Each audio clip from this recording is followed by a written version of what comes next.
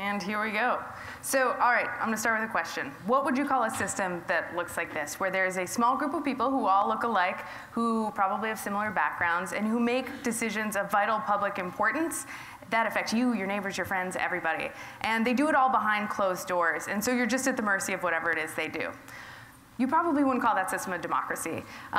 Maybe you, even though you could argue that our government works this way sometimes, maybe you would call it, I don't know, an aristocracy? Or you could call it a newsroom. Yeah, I'm going there. So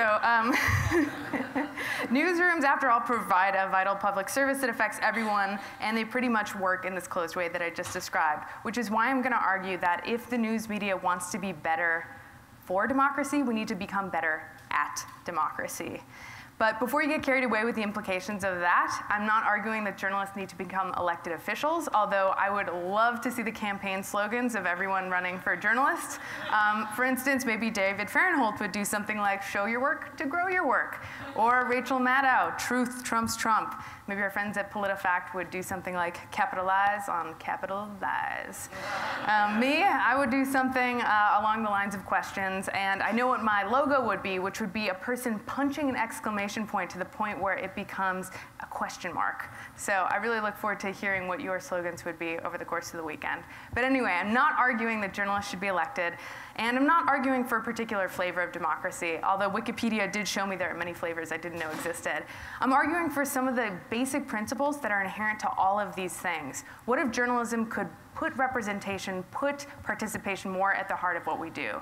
Because if you think about it, most stories are made without public participation at any point until really it's too late, after we've made all the decisions and spent the money. So if we look at each of these phases, the pitch phase, the assignment phase, the reporting phase, and think about how we can bring the public in at each place, a lot of great things happen. So let's look at what happens now, the pitch phase. We already know we have non-representative inputs, which means that we're going to get non-representative outputs. So if you invite the public in, it stands to reason that you're going to get more diverse story ideas out as well, which means that the public is going to see themselves represented in the work that you do day in and day out.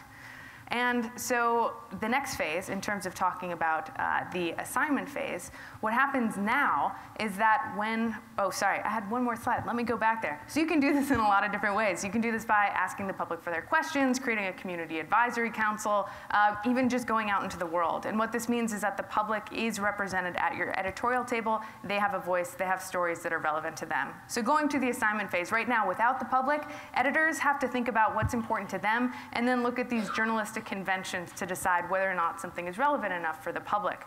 But if you invite the public in, they can make the argument for relevant themselves. They don't need the editor. They can provide a system of checks and balances where they decide what's important to them as well. And you can do this in lots of different ways. A very straightforward way is just by voting. There's lots of digital ways that you can do this, of course, but you can also go out into the community. While it might sound quaint, you could go put a few great questions up on a board, give people stickers, and see what they want. And what this means is that the newsroom knows before they report stories that there's an audience for it and it's relevant. And yes, that's from Chalkbeat, by the way, that there's an audience for this stuff.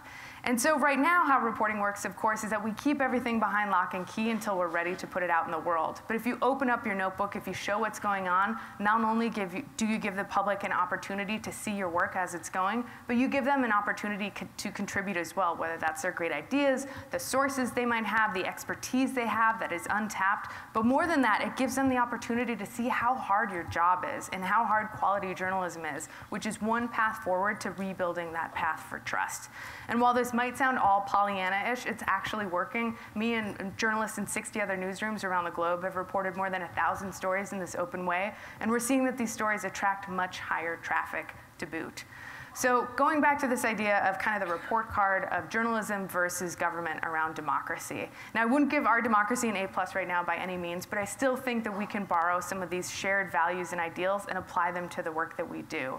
Because at the end of the day, journalism might have to be better at democracy than our government. If our government's not going to be listening, if they're not going to be opening up their records, showing their work, what's going on behind their decisions, if they're not going to be answering to the public, then somebody has to, and journalists can. And they can answer to the public directly by answering their questions, and when there aren't good answers to those questions, by showing why the hell not.